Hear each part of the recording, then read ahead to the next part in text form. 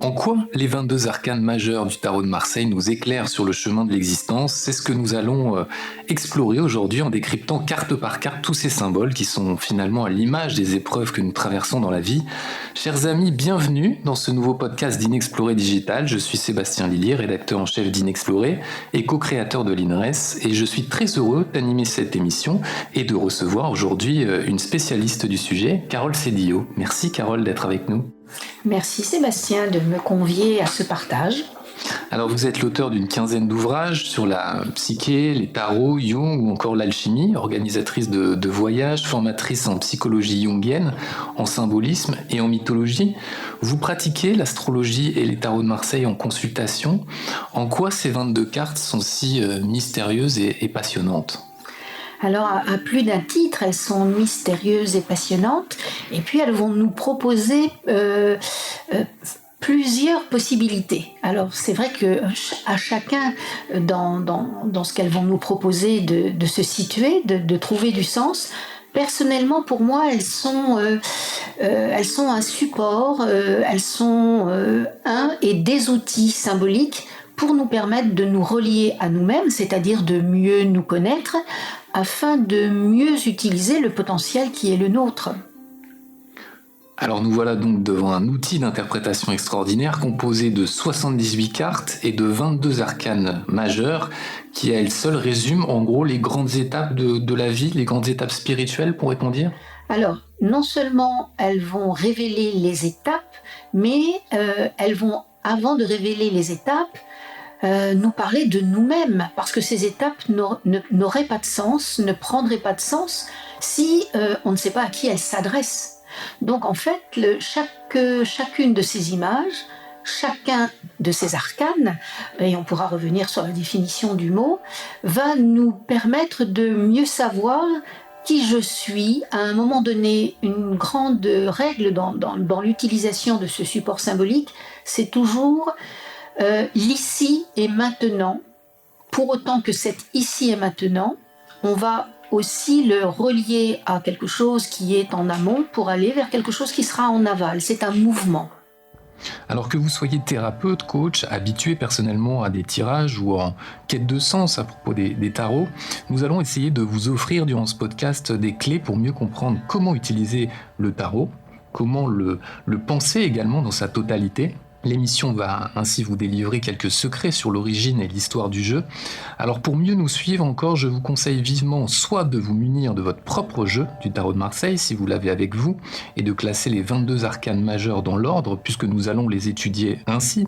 Soit, si vous n'avez pas votre jeu sur vous, rendez-vous alors sur la page officielle de ce podcast sur Inexploré Digital, dans la rubrique podcast, justement, vous allez trouver l'émission Tarot 22 arcanes majeures, vous y êtes peut-être déjà, et tout en bas de la description, un lien vous mènera vers un guide PDF contenant l'ensemble des photos de ces cartes afin de suivre ce fabuleux voyage initiatique que nous vous proposons avec Carole Cédillo.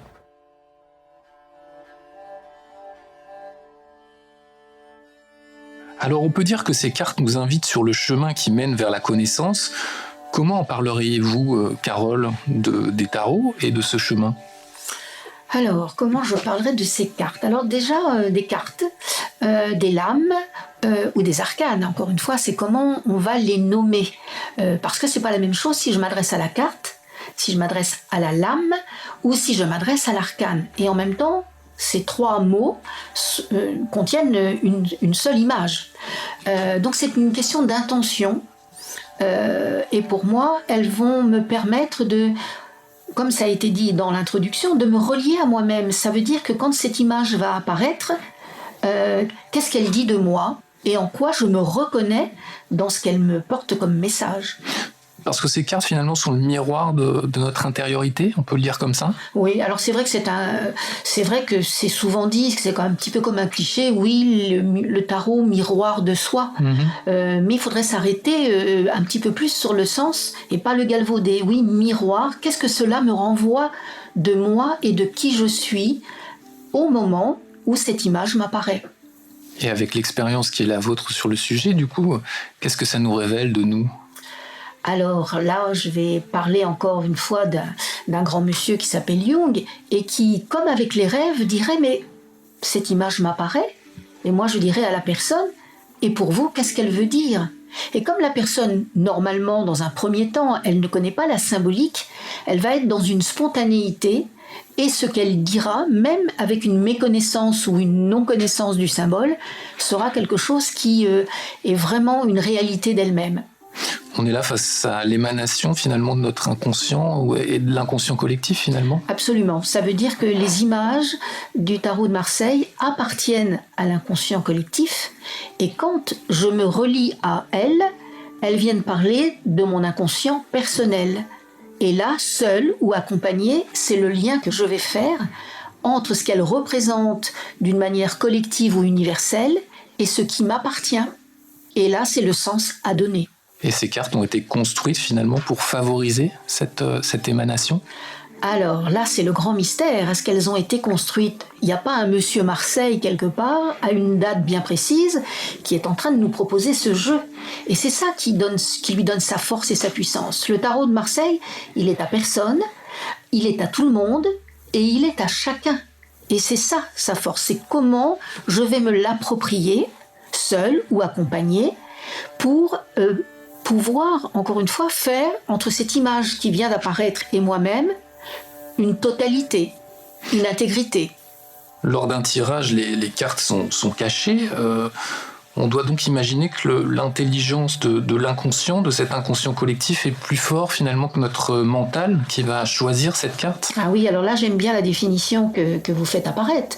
L'intelligence de l'inconscient, ça c'est formidable comme définition, hein. Il faut la garder, dans le sens où oui, il y a quelque chose en nous qui sait, du verbe savoir.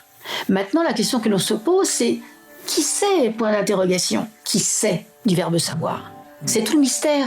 Et en fait, c'est l'acceptation que nous sommes un mystère pour nous-mêmes, que les images du tarot vont peut-être permettre de lever un tout petit peu l'énigme de ce mystère pour pouvoir mieux cheminer vers nous-mêmes. Les cartes vont justement nous révéler tout ceci grâce à leur système symbolique qui fait écho aux archétypes fondamentaux de la psyché, c'est ça ? Absolument. L'inconscient choisit ou a un langage pour révéler son message, c'est le message du symbole.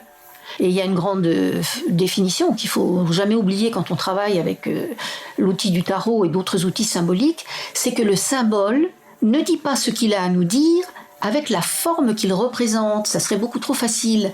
Donc comment est-ce qu'on va aller derrière l'image ? Donc quand une image va se révéler à nous, via un tirage, via une intention d'aller voir ce qui s'y passe, il va falloir aller derrière cette image et pour ça il va falloir utiliser ce fameux langage qui est un langage qui s'apprend intuitivement, donc apprendre intuitivement c'est quand même particulier et qui nous permettra à un moment donné de dire mais il y a comme un eureka qui se forme à l'intérieur de nous, quelque chose en nous, ça y est, qui sait ? Eh ben je sais que je sais.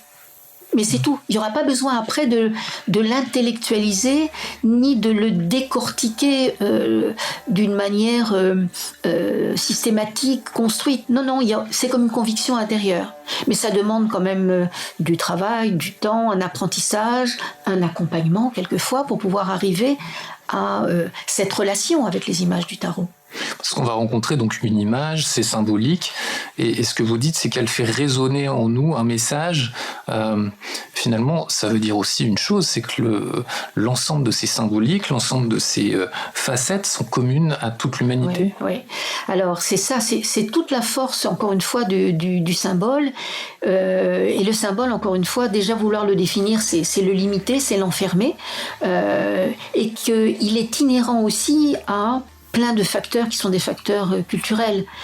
Si on voit le symbole des couleurs, si on est en Occident, ce ne sera pas la même chose qu'en Orient.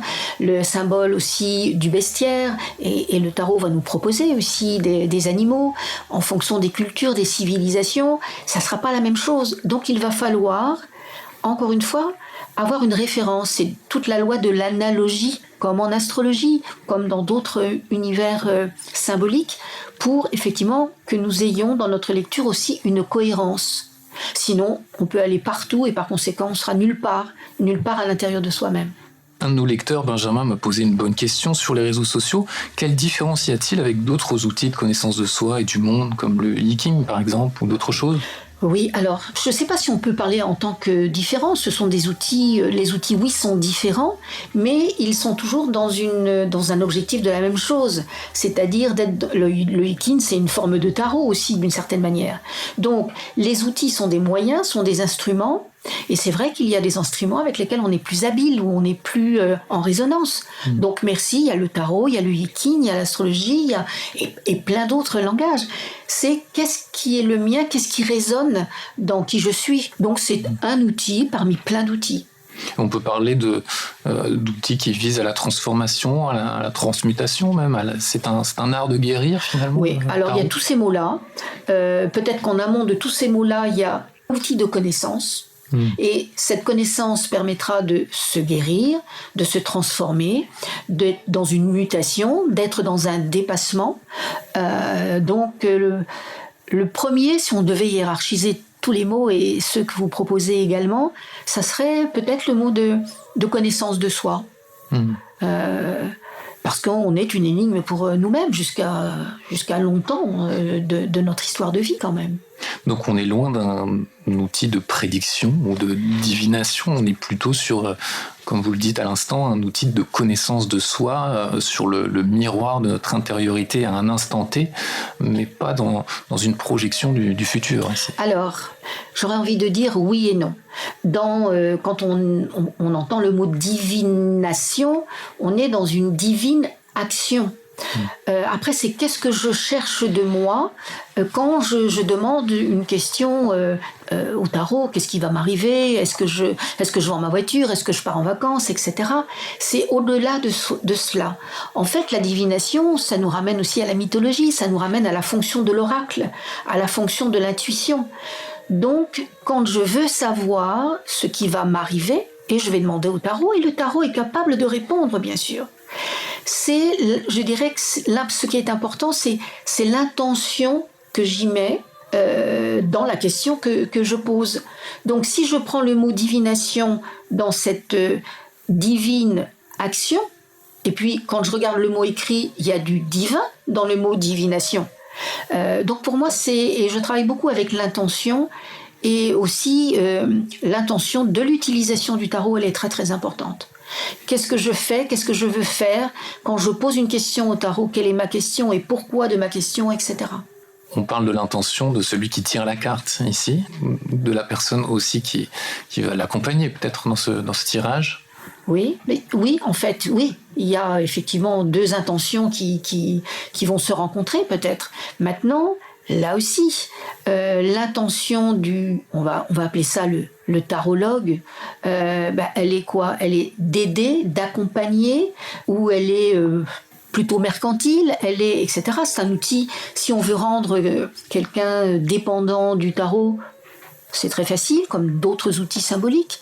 Donc oui, je pense que c'est important, oui, de souligner les deux intentions qui se rencontrent. Donc, si la personne a cette intention de demander de l'aide au tarot et que la personne qui va l'accompagner est dans cette même définition, à mon avis, il y a ce que l'on appelle une vraie rencontre.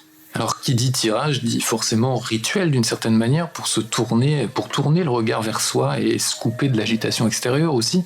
Quelles sont les composantes pour mettre en place un bon rituel ou un bon tirage ? Alors, le rituel, il est important dans tout domaine symbolique. D'ailleurs, on a plein d'endroits dans certaines des images qui nous parlent justement du rituel. Le rituel, en fait, c'est tout ce qui va mettre en visibilité quelque chose qui est parti du profane et qui va arriver au sacré. C'est exactement ce que nous dit l'image du tarot. Le rituel, s'il n'est pas porté par une intention, et que je lis dans un livre de tarot que avant tout tirage, il faut que j'allume une bougie, que je passe un bâton d'encens, que je me trempe les doigts dans l'eau, que je fasse une génuflexion et que je commence mon tirage. Si je le fais, parce que c'est marqué dans le livre, mais que ce n'est pas porté par du sens, c'est-à-dire que quand j'ai allumé ma bougie, j'ai mis de la lumière, Quand j'ai posé mon bâton d'encens, j'ai purifié l'air. Quand j'ai mis mes doigts dans l'eau, j'ai purifié aussi les doigts qui ne vont pas toucher n'importe quoi.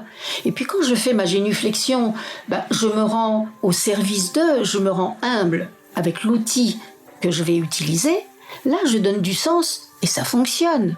Sinon, c'est parfaitement grotesque et ridicule. Et ça sert à rien. C'est comme à la messe. Si je me lève parce que tout le monde se lève, que je me mets à genoux parce que tout le monde se met à genoux, mais que je ne sais pas par quoi c'est porté et qu'est-ce que ça veut dire, c'est stupide. Ce que vous voulez dire, c'est que finalement, il faut se construire soi-même son propre rituel en fonction de ses préférences, de son fonctionnement, etc. Oui, mais oui, parce que le rituel, il existe et il fonctionne parce qu'on lui donne du sens. Si on le fait parce qu'il faut le faire ou parce qu'on a entendu qu'il faut le faire, c'est ridicule. Et l'objectif, il est toujours de se relier à notre intention première, c'est ça ? Oui, voilà. Et je vais aller un tout petit peu plus loin de cette intention première, c'est de se relier à cet espace du sacré en soi. Quel tirage vous conseillez ? Il en existe plein. Le tirage à carte unique, en croix, avec 12 cartes. Oui, avec plein, voilà. Et puis il y a aussi les tirages que l'on peut créer soi-même et qui sont très importants. Alors, dans l'étude du tarot, si je puis dire, il y a les tirages classiques, il y a le tirage en croix, après le tirage celtique, le tirage de la roue astrologique, voilà.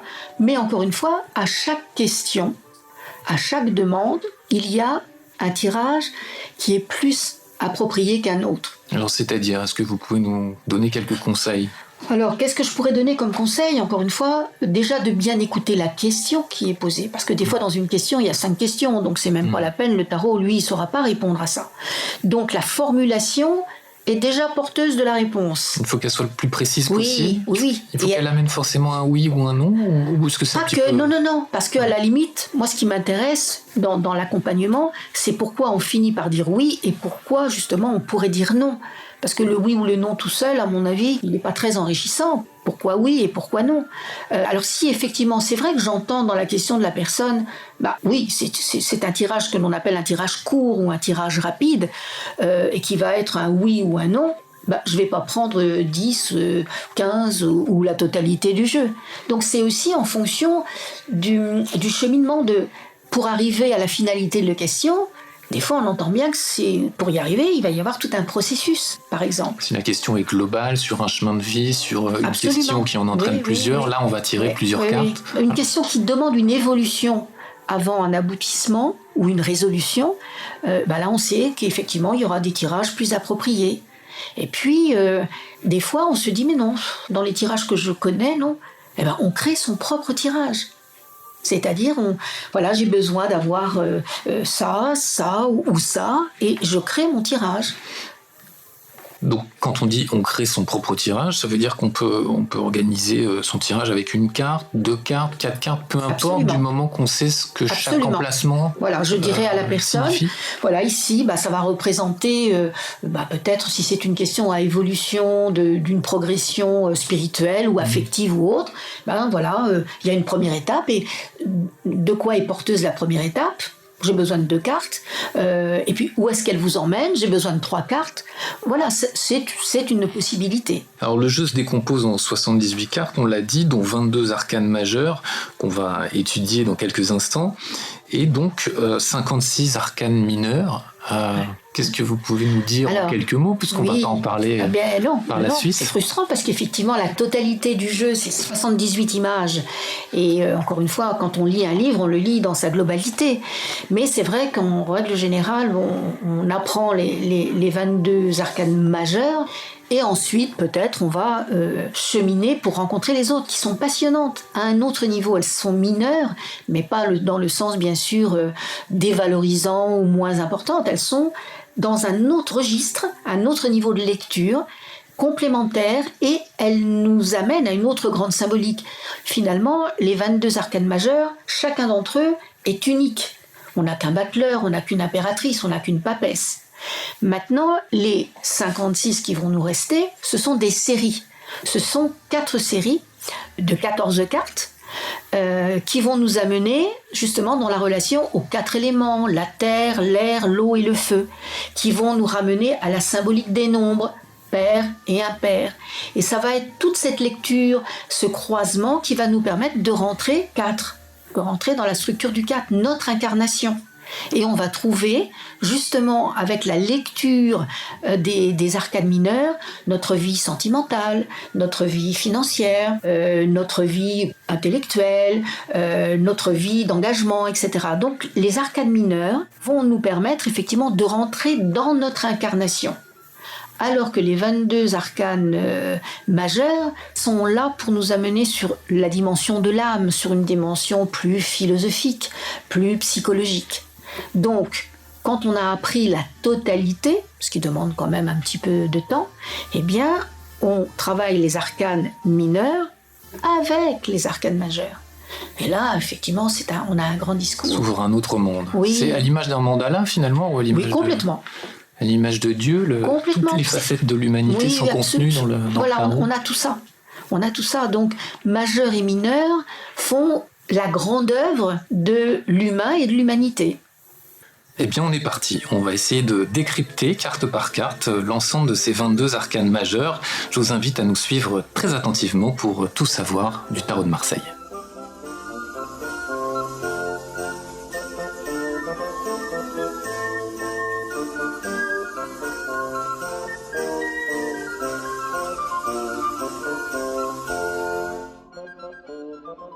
Alors avant la carte numéro 1 du jeu, nous avons le mat, une carte qui possède un nom mais qui ne possède pas de numéro. Nous sommes là devant un homme qui semble marcher avec une grande liberté, une certaine énergie. On remarque d'ailleurs ses chaussures rouges. Mais quel secret cache donc ce personnage, Carole ? Alors ce personnage, effectivement, il nous interpelle parce qu'il échappe. Il y a 2 images qui vont échapper à la structure vraiment de chaque image. Il en fait partie. Et c'est vrai que quelquefois, on se dit, mais il est où ? Il est nulle part, il est partout. Son absence de nombre, justement, lui permet de pouvoir être au début, à la fin et partout ailleurs. Parce qu'en même temps, comme vous le remarquez, certes, il n'a pas de nombre, mais on a laissé le cartouche quand même pour pouvoir en mettre un nombre. Donc, pourquoi le prendre là dans ce démarrage ? Bien parce qu'il représente aussi justement la quête, l'initiation, le devenir, le possible en devenir, comme ce sera proposé par la suite. Maintenant, est-ce qu'il est le 0 ? C'est pas marqué. Mais avant le 1, dans toute symbolique, eh bien, il y a le 0. Le 0, c'est le non manifesté, mais en attente de manifestation. Donc, il est là pour proposer, pour initier le voyage. Et ce qui est intéressant, c'est qu'on va le retrouver aussi à la clôture du voyage initiatique.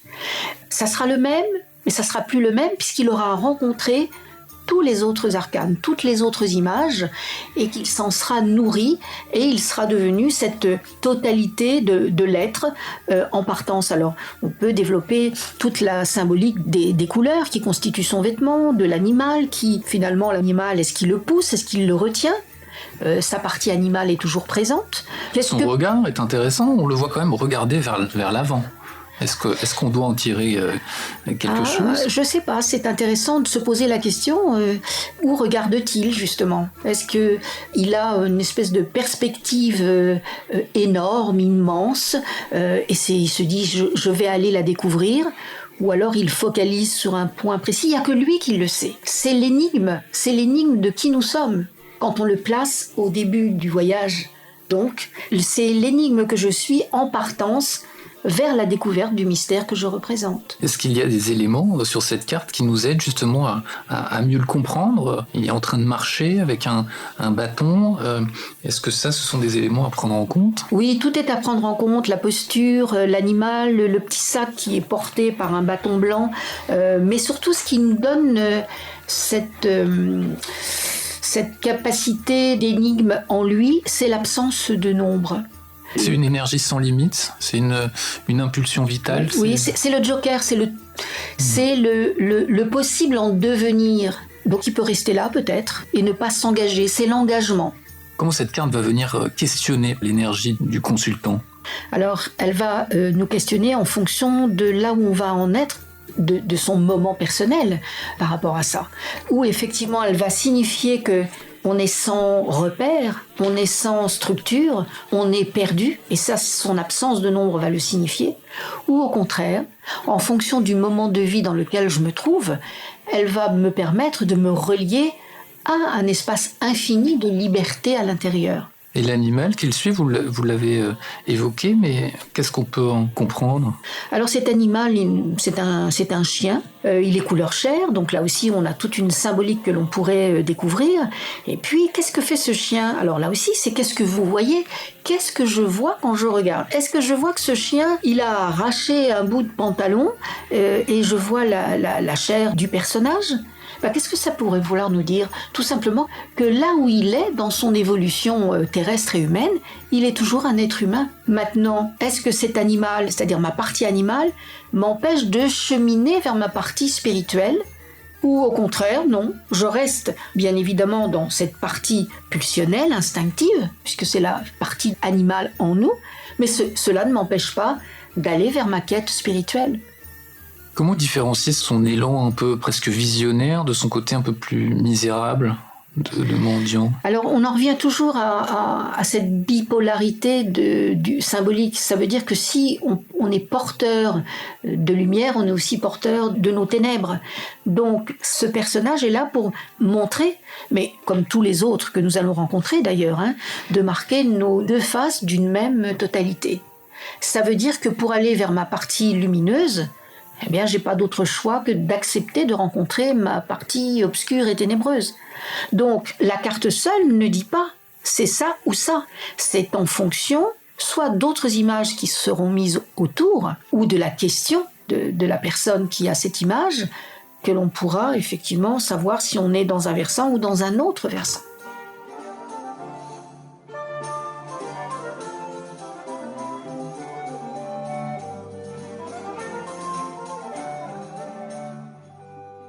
Après le mat, avant la papesse, nous avons le battleur, la carte 1 représentée par un jeune personnage androgyne avec un chapeau marqué discrètement par le symbole de l'infini.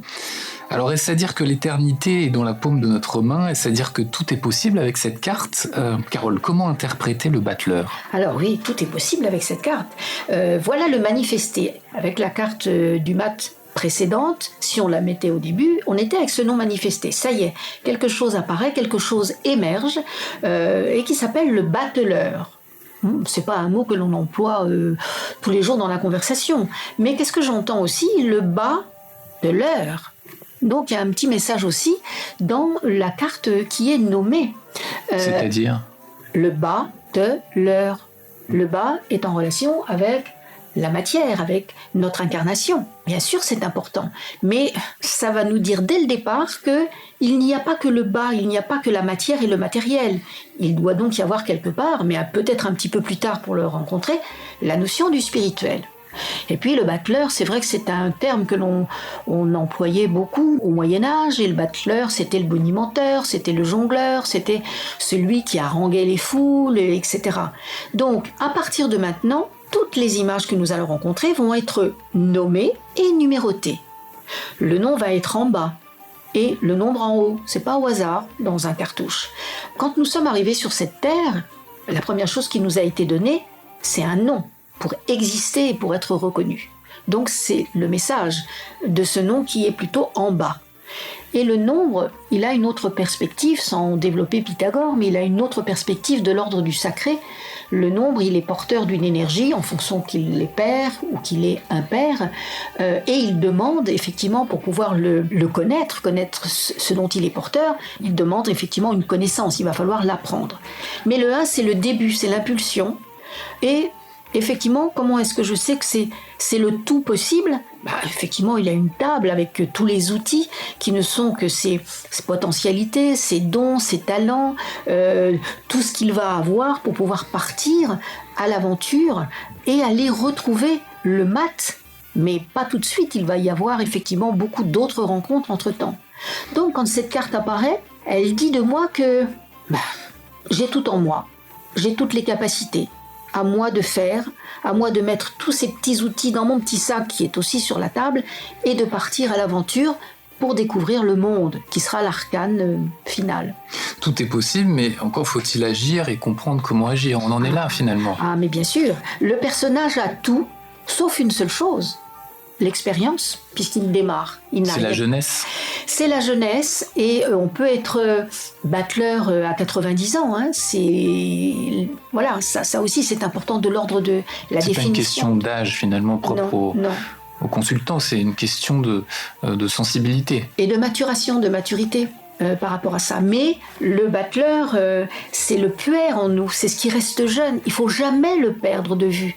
Même si j'ai 90 ans, il faut toujours que je sois accompagnée par ce qui est battleur en moi. C'est la créativité, c'est la spontanéité, c'est l'enfant dans le bac à sable. Tout est possible pour lui. Donc se connecter ou être en reliance avec notre battleur, quoi qu'il se passe dans notre vie, et quel que soit notre âge, être toujours dans cette jeunesse, c'est-à-dire dans cette énergie de vie. Est-ce qu'on peut positionner les cartes les unes après les autres et voir que le battleur regarde vers le mat, ou est-ce que c'est un petit peu exagéré ? Alors non, c'est pas exagéré. Là aussi, c'est une question de symbolique. Ça veut dire qu'il y a 2 écoles pour regarder les images du tarot. Soit je les regarde en effet miroir. Et dans ces cas-là, en effet miroir, le battleur, il regarde vers sa gauche. Maintenant, si c'est moi qui suis le battleur, je mets le battleur comme ça, le battleur regarde vers sa droite. C'est le choix que j'ai fait moi quand je parle des images du tarot. Je suis le battleur, je suis la papesse, je suis chacun d'entre eux. On incarne le personnage. Voilà. Parce que forcément, la symbolique de la droite et de la gauche ne serait plus la même. Comme vous le savez, j'enseigne beaucoup. J'ai fait un choix, je me positionne de cette manière. Après, à chacun de voir. Donc pour moi, le battleur, alors si je mettais effectivement le mat à côté de lui, mais de quel côté je vais le mettre, donc ça aussi, ce sont des conventions, et elles sont très très importantes, en tout cas dans le début d'un apprentissage du tarot, parce que sinon on peut tout dire et son contraire. Donc pour moi, il regarde vers sa droite et il tient sa petite baguette qui est une symbolique très importante. Et alors justement, dans sa main droite, il tient une baguette ou un bâton, et dans sa main gauche, un denier. Oui, tout ça, ça nous relie à une grande symbolique des éléments. La baguette va être en relation avec le feu, le denier avec la terre, les petits gobelets qui vont se trouver sur la table avec l'eau, et le petit couteau avec l'air.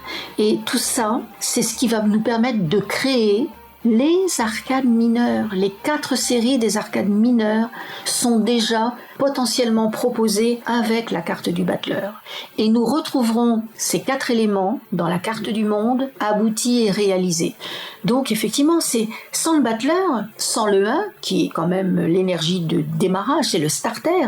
Il n'y a pas de début, il n'y a pas d'initiation, ni d'initialisation de quoi que ce soit, ni de moi-même. Au final, c'est un appel à quoi alors, le battleur? À s'élever, à prendre sa place, à avancer C'est déjà un appel à se connecter à son désir.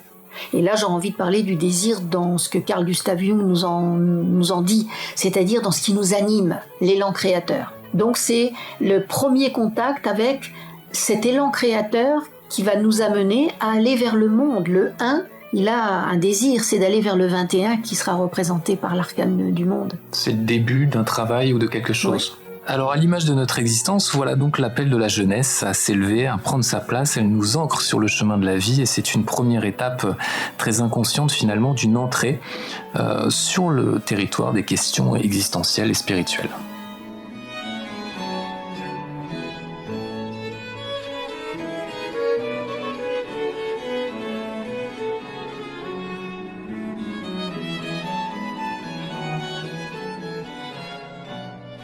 L'étape numéro 2, est-ce le 2 de la dualité ou est-ce 1 plus 1, le 2 de l'accumulation? La papesse est donc la première femme des arcanes majeures du tarot de Marseille. Est-ce une magicienne? Que révèle-t-elle en nous véritablement? Carole, dites-nous tout. Alors, cette carte, effectivement, oui, c'est la première femme, c'est-à-dire une première énergie du féminin, parce que là aussi, les personnages, ils vont être sexués, on va voir homme ou femme, mais en même temps, si je suis une femme et que je sors un arcane masculin, ou s'il y a un homme qui sort un arcane féminin, ça fait partie de sa totalité.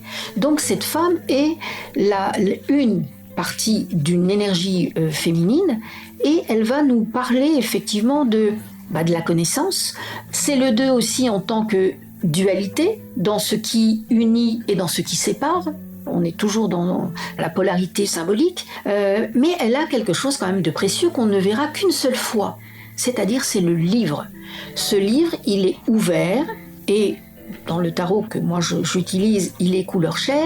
C'est vraiment le livre de la connaissance qui est proposé. Il est ouvert, il n'est pas scellé, il n'est pas fermé à clé. Ça veut dire que qui veut lire ce livre peut.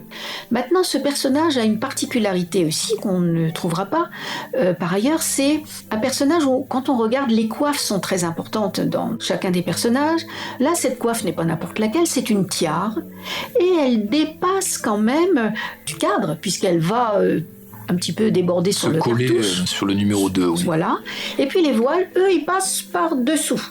Donc il y a quand même là quelque chose qui nous intrigue. Et puis les couleurs sont importantes. La couleur chair nous ramène toujours à l'incarnation, l'humanité, notre vie d'ici par rapport à ça. On va dire elle est câblée, elle est connectée avec le monde d'en haut.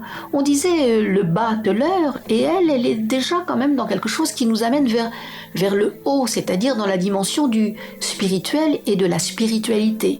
Maintenant, pourquoi on l'appelle la papesse ? Est-ce qu'il y a eu une papesse ? C'est vrai que, culturellement parlant, il y a toujours un débat avec la fameuse papesse Jeanne. A-t-elle existé ou non ? On pourrait effectivement développer le sujet. Mais la papesse, parce que ce serait la femme du pape, donc là aussi on va avoir tout au long du cheminement des définitions quand même qui nous interpellent. Alors cette tiare, tout le monde ne peut pas porter une tiare, c'est quand même des personnes qui ont une identité au niveau de la spiritualité qui peuvent s'autoriser à porter une tiare. Là c'est quelque chose qui va nous parler vraiment d'une connaissance, et si on la regarde bien, cette tiare elle est à 3 étages. Donc c'est une connaissance sur les 3 mondes. Et les fameux 3 mondes, ce sont lesquels ? Ça peut être les enfers, la terre, le ciel. Ça peut être le minéral, le végétal, l'humain. Toutes les triades qui existent, toutes les connaissances sont mises symboliquement, et pas n'importe où. C'est pas dans ses chaussures, c'est sur sa tête. Et la tête aussi, c'est effectivement la symbolique de la pensée, des idées, des opinions. Donc, cette carte, qu'est-ce qu'elle révèle de nous ? Elle nous révèle un moment donné où il y a un besoin, un désir d'apprendre, où quelque chose est appris, et on peut peut-être aussi le transmettre. N'oublions pas que le battleur rencontre la papesse et devient papesse. Et ça sera pareil à chaque fois, pour chaque image. Ça veut dire que le battleur, il faut bien qu'il apprenne les choses, il faut bien qu'il apprenne la vie, il faut bien qu'il fasse connaissance avec lui-même et avec les autres. Donc c'est la proposition. Mais il y a des voiles. Et quand quelque chose est voilé, quelque chose n'est pas totalement révélé. Quelque chose peut être caché. Donc, quand je suis dans un moment papesse, qu'est-ce qui doit être révélé ? Parce que chaque carte porte finalement un côté positif et négatif, ou du moins une certaine dualité liée à la symbolique. Là, justement, sur une lecture, ça veut dire quoi ? Qu'est-ce qui émergerait d'un côté ou de l'autre, finalement ? Alors, déjà, je reprends ce que vous dites, parce que ça, c'est très important. Il n'y a pas un arcane qui est bon et un arcane qui serait mauvais.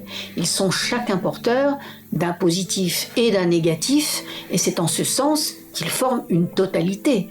Maintenant, est-ce que je rencontre la papesse en moi d'une manière positive ou moins positive ? Là aussi, c'est en fonction du moment donné de vie de la personne. Et si on veut l'accompagner, peut-être que la personne, elle cherche à apprendre, elle cherche à grandir justement dans la connaissance d'elle-même, de choses extérieures à elle-même, ou au contraire, est-ce qu'elle les cache ? Est-ce qu'elle les masque ? Est-ce qu'elle triche ? Qu'est-ce que la papesse, là, est en train de venir me dire ? Apprends plus, essaye de comprendre, essaye d'aller plus loin avec quelque chose. Ou alors, attention, qu'est-ce que je ne vois pas puisque c'est caché ? N'oublions pas que les voiles, on ne sait pas où est-ce qu'ils sont accrochés. Ils vont derrière l'image. Donc, ça sera difficile de dire comme ça avec une seule carte. Je la vis en positif ou en négatif. Maintenant, si, tiens, je me dis, c'est vrai, demain, ça y est, je me suis inscrite à un cours de philosophie ou de quelque chose, je sais que si je sors la papesse, elle est en train de me dire que, voilà, je vais avoir accès à un nouveau chapitre du livre. On pourrait la voir assise, par exemple, assise, peut-être un peu blanche, froide. Est-ce que ça, ce sont des éléments aussi à prendre en compte ? Oui, les positions sont importantes. Les directions sont importantes, le bas, le haut, la droite et la gauche, mais les postures sont importantes. Et nous allons allons avoir des personnages qui vont être debout, d'autres qui vont être assis. On aura 2 postures qui vont être uniques, à savoir, un petit peu plus tard, on rencontrera la position à genoux et une position à l'envers. Donc bien sûr, tout ça, ça veut dire quelque chose. On aurait pu parler de la position du battleur, comme on pourrait parler de la position de chacun. Finalement, elle est comment ? Elle est assise. Elle est assise sur quoi ? Sur un petit muret blanc ou sur quelque chose ? Eh bien, le blanc, en tout cas dans notre culture à nous, le blanc, il va parler de choses invisibles, de pureté, cette reliance au divin peut-être. Et c'est pareil pour les couleurs. Il y a le positif et il y a le négatif. À chaque fois, n'oublions pas qu'on est toujours dans un versant et un autre versant. Donc on est là face à une haute stature spirituelle Absolument. qui nous invite finalement à la découverte d'une connaissance ou de quelque chose avec ces 2 aspects-là. Oui. Déjà, le battleur nous disait dès le départ, attention, le battleur, et la première rencontre me met en relation avec quand même, bien sûr, une dimension qu'il faudra faire grandir, qu'il faudra faire évoluer, et qui est déjà de l'ordre de la spiritualité.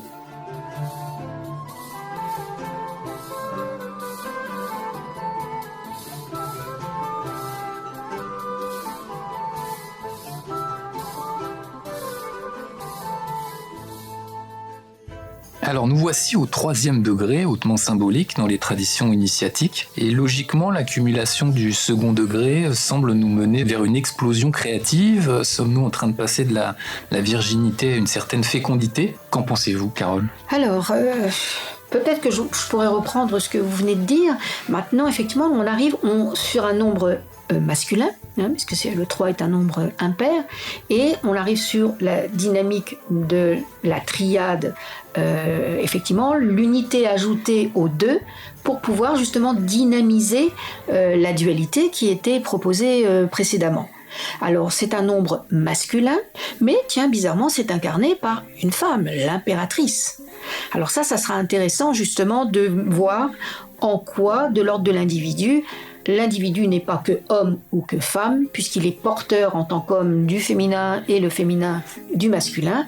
Donc, la différence entre le nombre et le nom peut nous inviter à cela. Maintenant, l'impératrice, elle a un titre, elle a un pouvoir, elle a un trône, elle a un sceptre, elle a un blason. Donc, bien sûr, tout ça, c'est un développement très très important, justement. Mais de quel pouvoir parlons-nous ? N'oublions pas que les nombres sont reliés aussi à la symbolique des éléments. Le 2 était relié à l'élément eau, à quelque chose qui parle de l'émotionnel. Le 3 va nous inviter là à être en relation avec l'air, avec le ciel, avec tout ce qui va parler du mental, de la communication. Donc cette impératrice, pour plein d'autres raisons, elle va avoir un pouvoir d'air, c'est-à-dire elle va pouvoir nommer les choses, elle va pouvoir comprendre les choses, elle va parler de quelque chose où il y a aussi l'intellect qui est présent. Son mental est couronné. Bon, certes, sa couronne ne dépasse pas, comme on l'a vu précédemment avec la papesse, mais c'est jaune, c'est en conscience, c'est rouge, c'est dynamique. Donc, cette carte-là va nous amener justement à prendre notre place et nous donner le pouvoir de nommer. Comment dire pour se faire entendre ?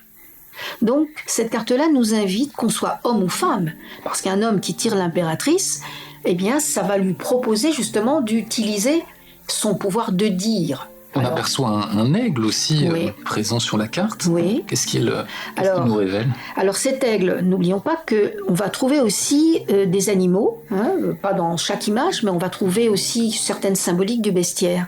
L'aigle n'est pas...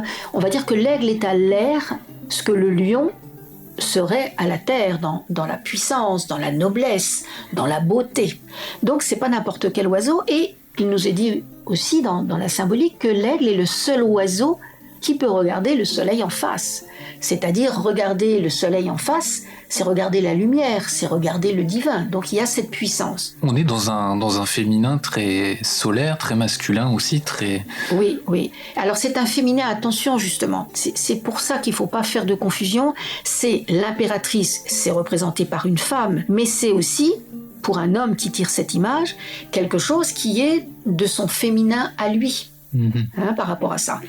Et vous verrez, là on travaille, les cartes on les met une par une, mais c'est un petit peu dommage, parce que si on mettait l'impératrice à côté de l'empereur, on aurait une autre compréhension aussi, puisqu'on va retrouver avec l'empereur que l'on va voir tout à l'heure, aussi le trône, le blason, le sceptre, mais proposé différemment. Il y a une interaction entre ces deux cartes. Il y a une interaction et surtout une complémentarité. Parce qu'il faut bien comprendre aussi que le tarot est un être à part entière, finalement. Les 22 arcanes forment un tout, avec même les arcanes mineurs.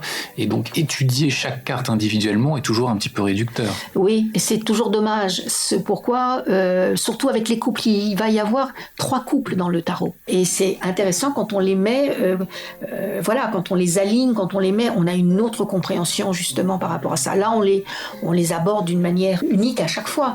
Je conseillerais aussi après, quand on aura vu l'empereur, de les mettre côte à côte et de voir ce que ces 2 cartes côte à côte veulent dire. Pour revenir à cet aigle, eh bien l'aigle, le blason plus exactement, il est à mi-hauteur, l'aigle a les ailes vers le haut, donc ça confirme la symbolique de l'air, de la parole, de la communication, de nommer. Donc vivre son impératrice, c'est oser prendre la parole, mais c'est oser, encore une fois, dans le sens de faire entendre sa voix. Donc ça, c'est important de prendre, c'est une question de place. Est-ce qu'on peut parler de l'énergie de l'adolescence ou qui cherche à grandir? On est dans ce cheminement-là? Encore une fois, si on prend le principe que le battleur, ça y est, il a décidé de partir pour aller rencontrer le monde. Il a rencontré la papesse, c'est-à-dire qu'il commence lui à devenir aussi cette papesse. N'oublions pas que c'est une personne unique qui vit ce voyage. Donc ça y est, je suis parti. Ça y est, j'ai le livre en moi. Maintenant, je vais pouvoir nommer, apprendre, comprendre et prendre de mieux en mieux et de plus en plus ma place. Alors dans une lecture, qu'est-ce que vient nous dire l'impératrice? L'impératrice, elle vient nous dire, et encore une fois, ni bien ni pas bien, tout dépendrait du moment dans lequel je me trouve et peut-être du contexte, que je suis sur un moment donné où je dois, encore une fois, manifester quelque chose de mon pouvoir d'exister, c'est-à-dire de prendre la parole. Le battleur, s'il n'a pas grandi, s'il est resté, quel que soit son âge, un petit enfant ou un adolescent, il ne sera pas reconnu. Donc pour se faire reconnaître, il faut qu'il ose prendre la parole.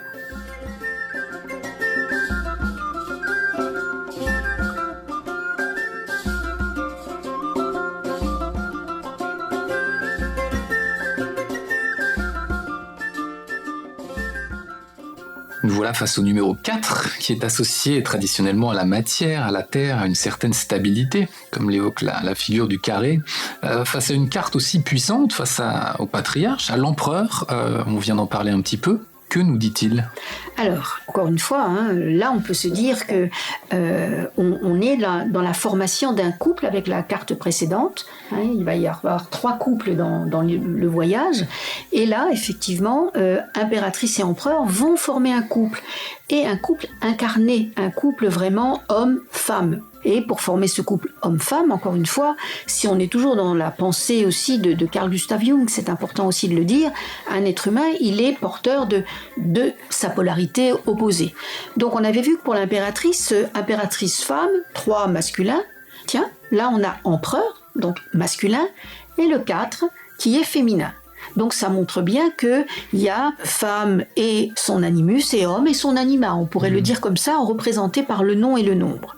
Et puis ils ont les mêmes attributs, on va dire. Il a aussi un trône, un sceptre, le blason avec l'aigle, mais on voit bien qu'il y a une différence importante. Il a un petit peu changé, cet aigle. Il a changé, il a les ailes qui sont vers le bas, vers la terre, la matière, et le blason lui-même, il est posé vers le sol.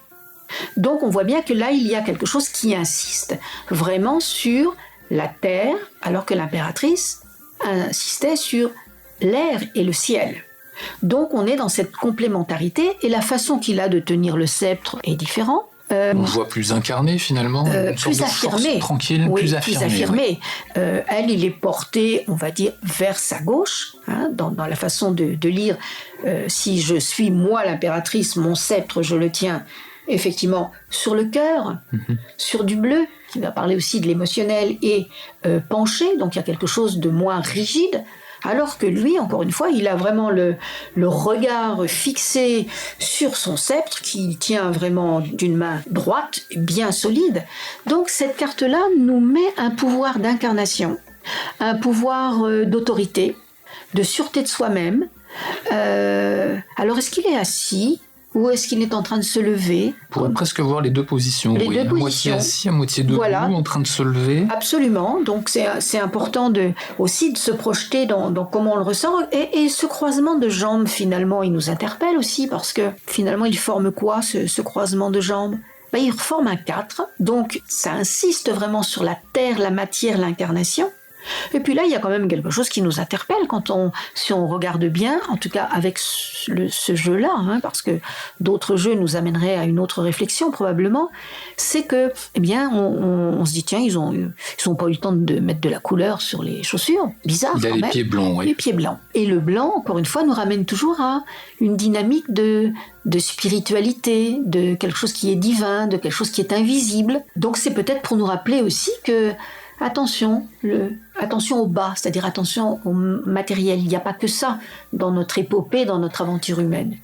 Mais quand il se présente à nous, ou quand on est dans une étape empereur, on est dans une étape de réalisation, de concrétisation, de donner forme. C'est intéressant, le fameux 1, 2, 3, 4. Le battleur, lui, il initialisait quelque chose. La papesse mettait en apprentissage et en gestation. L'impératrice met en mouvement et en élaboration, c'est le projet, et l'empereur, lui, réalise tout ça. Donc, important le 1, 2, 3, 4 quand même.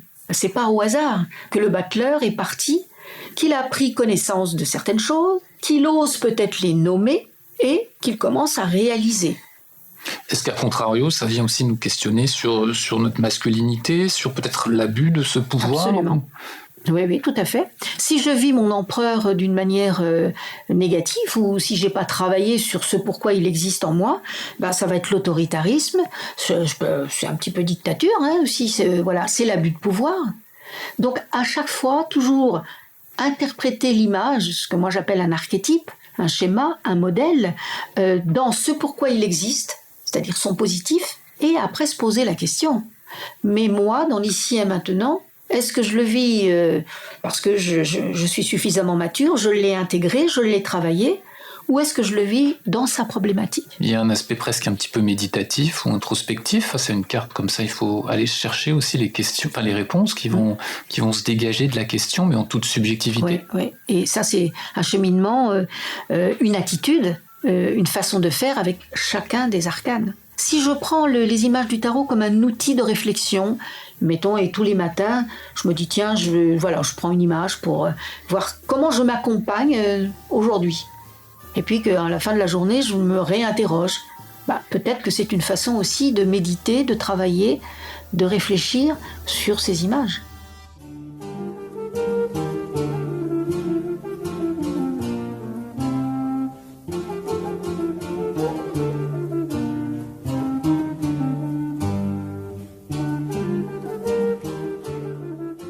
Alors nous voilà désormais devant une nouvelle figure d'autorité, le pape, l'arcane 5. Mais quelle différence a-t-elle finalement cette carte avec la précédente ? L'empereur vient-il nous dire que nous avons désormais non plus un but matériel mais divin ? Nous montrer la voie de la sagesse, Carole ? Qu'en pensez-vous ? Alors on quitte le 4 pour rencontrer le 5. Voilà une unité à ajouter. Le 5 est un nombre masculin. Le 5 est un nombre d'évolution. Il y a aussi des sigles intéressants pour représenter aussi les nombres. Et quand on fait le 4, on fait un carré. Pour arriver sur le 5, je refais mon carré et je mets un point au centre du carré. Mais si je monte le point au centre du carré, qu'est-ce que j'obtiens comme figure ? Une pyramide. Et là, on arrive justement, on a quitté la construction profane pour aller vers une construction sacrée. Donc le 5 est un nombre effectivement d'évolution importante et il est appelé le pape. Alors le pape, est-ce que c'est le mari de la papesse qu'on a déjà rencontré ? On est bien d'accord que non. Et comment je pourrais le savoir ? J'invite les personnes qui écoutent justement à positionner 2, 3, 4, 5, ces images côte à côte. Et là, on a une compréhension extraordinaire, puisqu'il y a le 2, Après, il y a 3-4, c'est-à-dire formation de l'empereur et de l'impératrice. Et puis après, le pape. Et donc, le pape et la papesse sont séparés et ils se tournent le dos. Donc il s'agit effectivement du couple spirituel, mais qui n'a rien à voir avec le couple empereur et impératrice. Donc ça, c'est important de regarder la formation de ces deux couples que l'on vient de rencontrer de cette manière. On a des clés symboliques qui sont très très importantes. Et puis le 5 nous ramène aussi à l'homme de Vitruve, la tête, les deux bras, les deux jambes. On revient là aussi avec quelque chose qui nous parle de l'homme qui se spiritualise. Donc 1, 2, 3, 4 nous ont permis effectivement de nous poser, de nous incarner. On peut rester là finalement, on est bien tranquille. Maintenant, si on veut aller plus loin dans la rencontre avec la spiritualité, le 5 vient nous le proposer. Et puis on a des indices quand même pour la première fois. Il y a toujours quelque chose dans une image que l'on voit pour la première fois, l'unique et la dernière quelquefois. C'est que là, il y a du monde finalement. On a deux petits personnages. On a deux. Vous êtes sûr qu'il n'y en a que deux ? Alors dites-moi combien de personnages il y a. Qu'est-ce que vous voyez, vous ? Eh bien, je vois deux personnages en bas, c'est ça ? En bas de la carte. Oui. On voit leurs mains. Il y a même un troisième, finalement. C'est ça que vous voulez oui, nous révéler ? Une troisième main qui sort, finalement, du... Peut-être. Peut-être qu'il y a une foule. Peut-être qu'il y a l'humanité tout entière qui est derrière et qui sont venus écouter le pape, se faire enseigner peut-être quelque chose. Parce que le pape, alors il est assis aussi sur du blanc, tiens, comme l'était la papesse, mais derrière il y a les colonnes. Tout ça, ce sont des symboliques importantes. Et puis d'une main, il tient une triple crosse. Triple. Tiens, la papesse avait aussi une tiare à triple étage. Donc, d'une main, il va transmettre de nouveau une connaissance. Et que fait-il si j'observe son autre main ? Il fait le geste de la bénédiction. Et les petits moines qui sont là, petits personnages, et puis peut-être il y en a plein d'autres qui sont là, sont venus écouter le pape, se faire enseigner, et puis sont venus se faire bénir. Et puis le pape c'est le pontife. Dans pontife, il y a le mot pont. Donc effectivement, il y a avec cette image-là quelque chose qui vient en nous, mais aussi à l'extérieur de nous permettre de faire du lien, de la reliance. Donc c'est une carte dans l'archétype qu'elle représente, qui est bienveillante, qui est là. C'est un pouvoir spirituel. L'empereur était un pouvoir plutôt matériel. C'est aussi celui qui vient m'enseigner. Et puis il a de l'expérience apparemment avec sa barbe blanche. Donc là aussi, 5 personnages dans le jeu qui ont des barbes aussi. Donc tout ça c'est de la symbolique. Bon.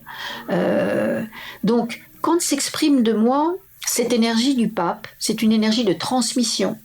C'est une énergie de protection. Mais si je le vivais en négatif et que je m'approprie cet archétype en négatif, je suis le gourou qui veut prendre le pouvoir, qui veut effectivement dominer en utilisant peut-être une perspective aussi spirituelle. Alors que l'empereur l'aurait fait avec la même chose, le même désir de pouvoir, mais avec une autre dynamique. On parle de lecture spirituelle, mais que vient nous apprendre du coup cette carte si on est là face à une question qu'on a posée et qui se veut plus matérielle ou peut-être liée à diverses affaires ? Alors si je pose une question vraiment matérielle et que le pape est là, il vient pour accorder. La bénédiction est un geste qui vient dire « j'accorde, je protège ». Donc j'ai la bénédiction du pape sur ma question, même si c'est une question qui n'a rien à voir avec la spiritualité. Parce que finalement, beaucoup de questions aussi sont hors de notre petite quête spirituelle qu'on est en train d'évoquer. Absolument. Donc c'est un accord, c'est une protection.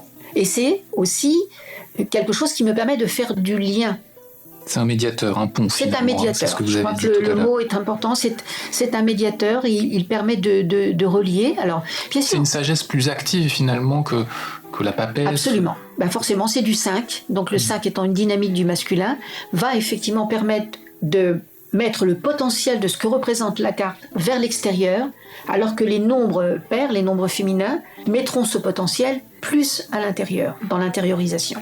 Donc voilà un personnage qui nous indique un but finalement dans la vie. Oui, et puis c'est aussi quelque chose de l'ordre du programme d'évolution. le 5. C'est-à-dire ? On a quitté le 4, donc encore une fois, on est sur une dynamique justement qui permet d'aller plus loin. Cette forme de transcendance dont on parlait tout à l'heure, on va au-delà de la matière. Il y a quelque chose qui a été assimilé. Si on part du principe que c'est le battleur qui, ayant rencontré le 2, le 3, etc., il a déjà des acquisitions, il a déjà une connaissance qui lui permet effectivement de la partager, de la transmettre.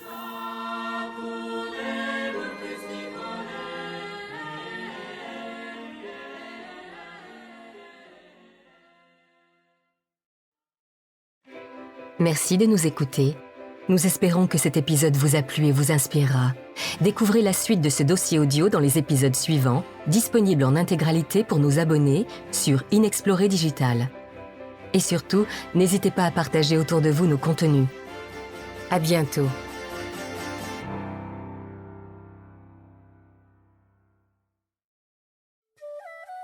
Des mystères du monde à l'extraordinaire dans nos vies. Inexploré propose des enquêtes, des expertises et des articles pratiques pour permettre à chacun d'ouvrir son esprit, afin de se mettre en route sur les chemins de la sagesse et du bonheur. Abonnez-vous pour aller plus loin, soutenez-nous et profitez de toutes les versions longues de nos contenus sur Inexploré Digital. À bientôt.